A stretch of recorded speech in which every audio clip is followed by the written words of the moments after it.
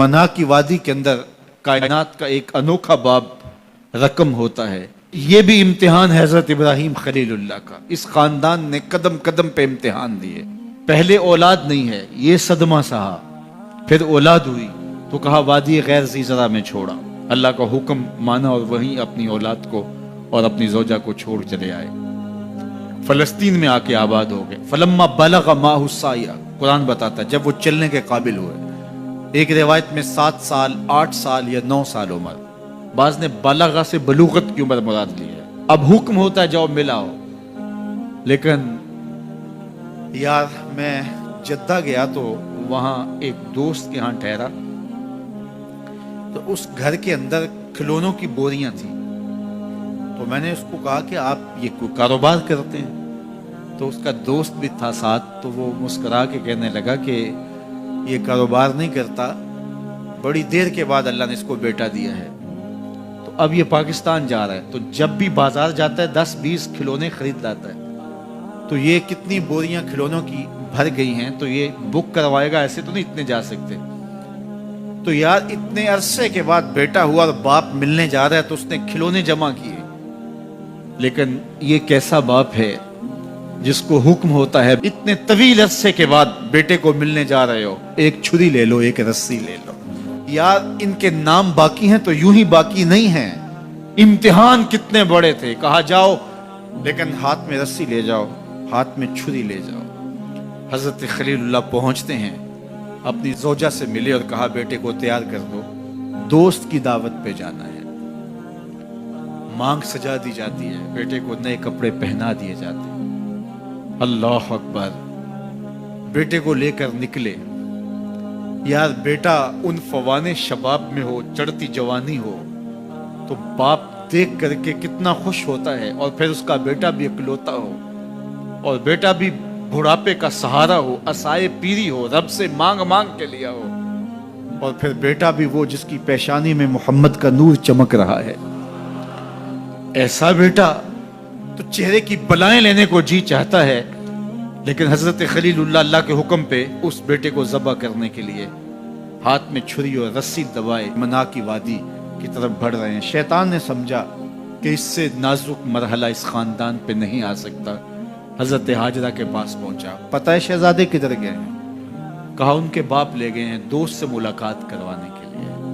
کہا نہیں، وہ ان کو ذبح کرنا چاہتے ہیں. کہا سوچ کے بات کر. وہ باپ ہے ذبح کرے گا؟ کبھی باپ بھی بیٹے کو ذبح کرتا ہے اور بے قصور ذبح کرے گا؟ میں جانتی ہوں کتنی آہ سحرگاہی کا نتیجہ ہے وہ بیٹا. اللہ سے کتنی رو رو کے دعائیں مانگی اور وہ فرزند ملا. کہا وہ اللہ کا حکم سمجھتے ہیں. تو حضرت حاجرہ نے کہا ظالم تو کہیں شیطان تو نہیں؟ اگر رب کا حکم ہے میری گود میں ایک اسماعیل ہے، کاش 1000 اسماعیل ہوتا، راہ خدا میں قربان کر دیتے. اسماعیل علیہ السلام کے پاس شیطان پہنچتا. اسماعیل پتہ ہے تیرے باپ تمہیں کدھر لے جا رہے ہیں؟ کہا کہ کدھر؟ کہا کہ وہ ذبح کرنے لے جا رہے ہیں. کہا تم سوچ کے بات کرو. ان کی آنکھوں کی چمک نہیں دیکھی؟ میری طرف دیکھتے ہیں تو لگتا ہے کہ ان کی آنکھوں سے شہد ٹپکتا ہے اور وہ مجھے ذبح کر دیں گے. کہا اللہ کا حکم سمجھتے ہیں. کہا اچھا. کہا ہاں. کہا اسماعیل کے وجود میں ایک جان ہے، کاش میرے ایک بال میں جان ہوتی اور راہ خدا میں قربان کر دیتا. ابراہیم علیہ السلام کے پاس شیطان پہنچ کے بولتا ہے ابراہیم اللہ کو راضی کرنے کے اور تھوڑے طریقے ہیں، ضرور بیٹے کو ذبح کرنا ہے. تو وہ بھی کنکر اٹھا کے مارتے ہیں اور شیطان کو راستے سے ہٹا کے منزل کی طرف بڑھتے ہیں. قرآن نے وہ سارا منظر بیان کیا ہے. فلما بلغ معہ السعی، باپ بیٹے کے پاس آیا اور کہا بیٹا میں نے خواب دیکھا ہے کہ میں تجھے ذبح کر رہا ہوں. فانظر ماذا تری، بتا تیری رائے کیا ہے. بیٹے پر سختہ طاری ہو جاتا، آنکھیں پھٹی کی پھٹی رہ جاتی. باپ کیا بول رہا ہے؟ لیکن یہ فیضان نظر تھا یا کہ مکتب کی کرامت تھی. سکھائے کس نے اسماعیل کو آداب فرزند. اللہ اکبر. فرزند ہو تو اسماعیل ذبیح اللہ جیسا.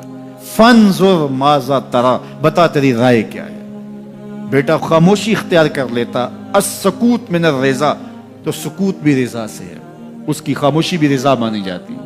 اور جب اس طرح کی سراسیمگی کی کیفیت ہو تو خاموشی ہی رضا ہوتی ہے. بیٹا کہتا ٹھیک ہے آپ ذبح کر لیجئے. یہ بھی امتثال امر ہوتا، لیکن بیٹے نے 2 قدم بھر کے بات کی. بیٹے نے کہا یا ابا تفعل ما تؤمر ستجدنی انشاءاللہ من الصابرین. ابا جان ذبح کیا ہے، جو کرنا ہے کیجئے. یہ نہیں کہا یا ابا تذبح، ہاں ابا جی ذبح کر لیجئے. ذبح کا جواب ذبح سے نہیں دیا، بلکہ کہا یا ابا تفعل، اے ابا جان کیجئے ما تؤمر، جو بھی حکم ہو. ذبح کیا، جو بھی کرنا ہے کیجئے. رہی بات میری، یہ کام آسان تو نہیں، لیکن میرے اللہ نے چاہا تو صبر کر کے دکھاؤں گا. منا کی وادی ہے، باپ اور بیٹے دونوں نے طے کر لیا. باپ ذبح کرنے پہ راضی ہے، بیٹا ذبح ہونے پہ راضی ہے. یار اسلام من مانی کا نام نہیں ہے، اپنے خواہشات کو پورا کرنے کا نام اسلام نہیں ہے. اپنے آپ کو مالک کے سپرد کر دینے کا نام ایمان ہے، اس کا نام اسلام ہے. یہاں دیکھیے فلما اسلم، جب دونوں نے طے کر لیا، دونوں راضی ہو گئے. باپ ذبح کرنے پہ راضی ہو گیا، بیٹا ذبح ہونے پہ راضی ہو گیا. وَتَلَّهُ لِلْجَبِينِ، اور باپ نے بیٹے کو پیشانی کے بل لٹایا. قرآن نے وہ سارا منظر بیان کیا ہے. اس پر مفسرین کے 2 قول ہیں. ایک یہ کہ الٹا لٹایا تاکہ کفا سے ذبح کروں، گردن کے پچھلے حصے پر چھری رکھ کے ذبح کروں گا، منمونا چہرہ میری آنکھوں کے سامنے نہ ہو اور میرے دل کے اندر کوئی جذبہ رحم نہ جاگے جس سے اللہ کے حکم کی تعمیل میں دیر ہو جائے. اور دوسرا معنی یہ کیا کہ آپ جانور قربانی کے لیے جو ذبح کرتے ہیں تو اس کی گردن کو بل دے کے اس کی پیشانی کو زمین پہ لگا دیتے ہیں تاکہ یہ رگیں تن جائیں اور ذبح کرنے میں آسانی ہو.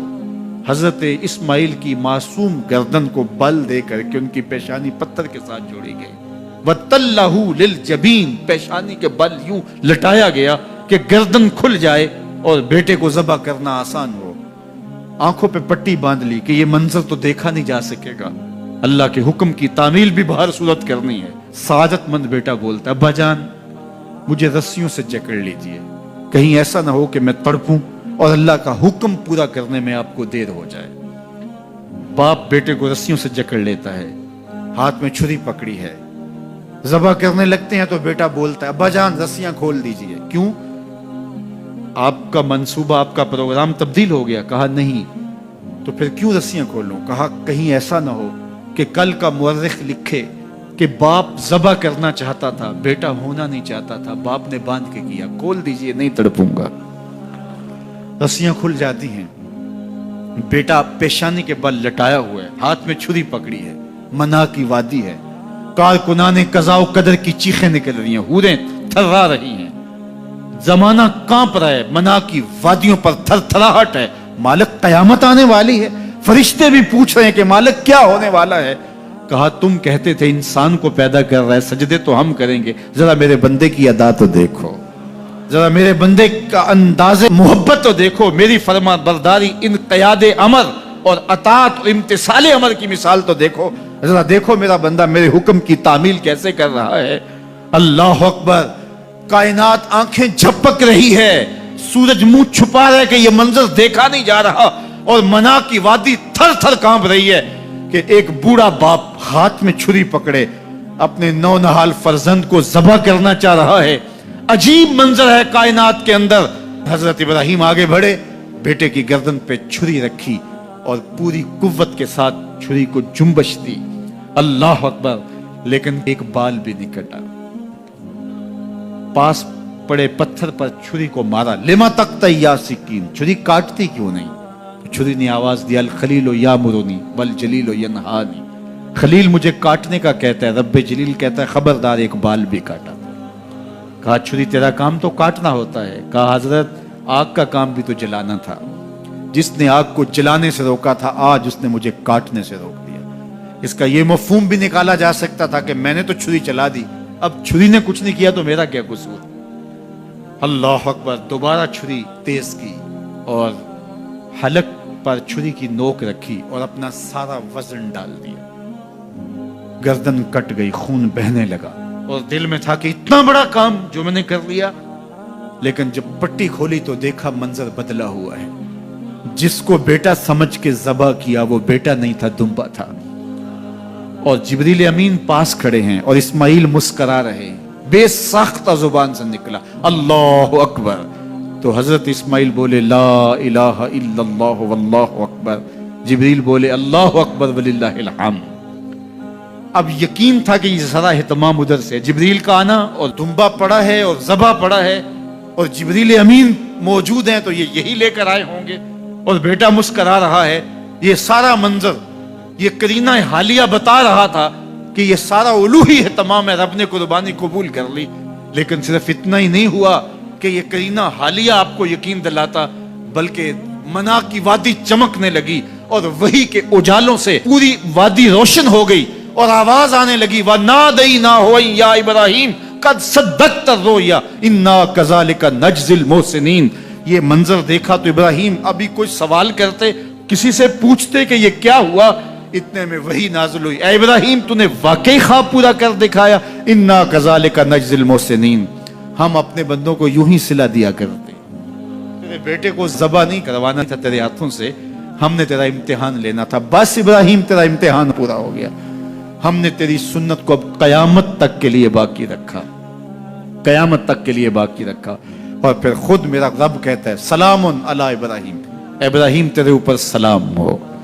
अल्लाह अकबर। मना की वादी के अंदर हज के मौके पर 40 लाख हुज्जाज हैं, तो कुछ शयूख अरब के और बाकी उमरा मुखय्यर सादतमंद लोग 100 कुर्बानियां भी पेश करते हैं। तो करोड़ों कुर्बानियां मना की वादी में ज़बा हो रही होती हैं और हुदूद हरम में, और बेसाख्ता जुबान पे निकलता है सलामुन अला इब्राहिम। हर साल ये शोर होगा होता है कि इस मर्तबा कुर्बानी बहुत महंगी है, शायद ज़्यादा लोग कुर्बानी नहीं कर पाएंगे, लेकिन जो ही मौसम कुर्बानी का आता है, गलियों और बाजारों के अंदर जानवर घूम रहे होते हैं और उनको देख के बेसाख्ता जुबान पे आता है सलामुन अला इब्राहिम, इब्राहिम तेरे ऊपर। तो ये कितना बड़ा इम्तिहान था, कितनी बड़ी आजमाइश थी, लेकिन उस आजमाइश से सरखुरू निकले, नंबर भी पूरे 100 हासिल किए, कामयाब और बामुराद और कामगार हुए। आज हमें उस सुन्नत को बाकी रख करके हमें वो याद ताज़ा की जा रही है कि मेरे ऐसे बंदे कि जो मेरे हुक्म पे अपनी सबसे अजीज चीज़ भी कुर्बान करने से गुरेज नहीं किया करते। हमारे एक बुजुर्ग फरमाया करते थे कि हर बंदे का एक इस्माइल होता है, जब तक वो अपने इस्माइल की गर्दन पे छुरी नहीं रखता रब का कुर्ब नसीब नहीं होता। तो जो तुम्हारी महबूब चीज़ है उसको राह खुदा में जब तक कुर्बान करने का जज्बा नहीं पाओगे, तब तक तुम्हें वो मंजिल नसीब सआदत की नहीं होगी।